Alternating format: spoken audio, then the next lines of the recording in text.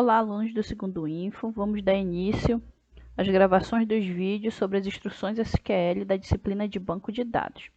Primeiramente, para inicializar, vocês podem fazer essas instruções SQL tanto no Champ quanto no aplicativo que eu passei para vocês. Quem vai estar utilizando o Champ, lembrando que tem que abrir o Champ, vir aqui onde vai estar tudo Start, apertar tudinho. Quando apertar vai ficar em verdinho e aqui vai ficar Stop como está aqui.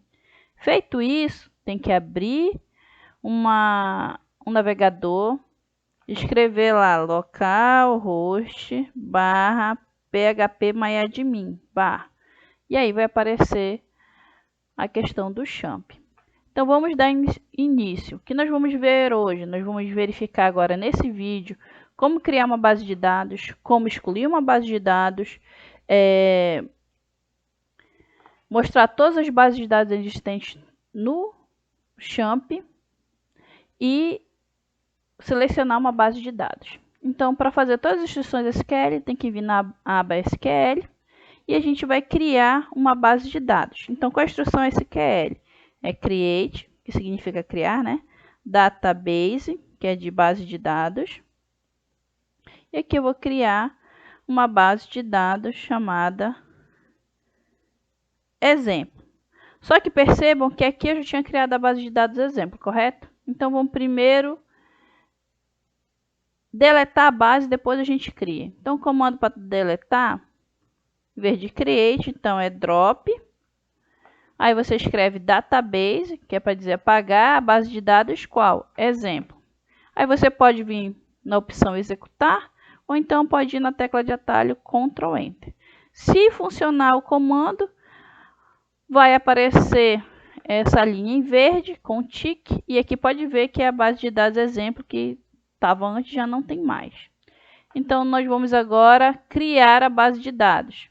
Então, vem aqui, ó, create, que é de criar, database, exemplo, ponto e vírgula, aí eu vou dar Ctrl Enter. Se funcionar, automaticamente aparece a base de dados exemplos aqui criada. Pode acontecer o seguinte, a professora deu essa linha verdinha, mas não apareceu, não tem problema. Clica aqui nessa área, da F5, que ele atualiza e ele vai mostrar, correto?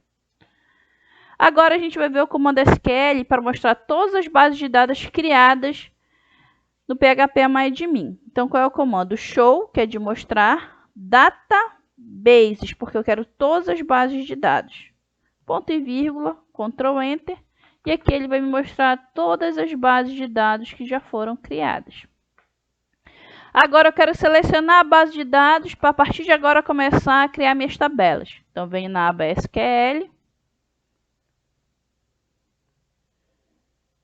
coloco Use e o nome da minha base de dados, que no caso é exemplo.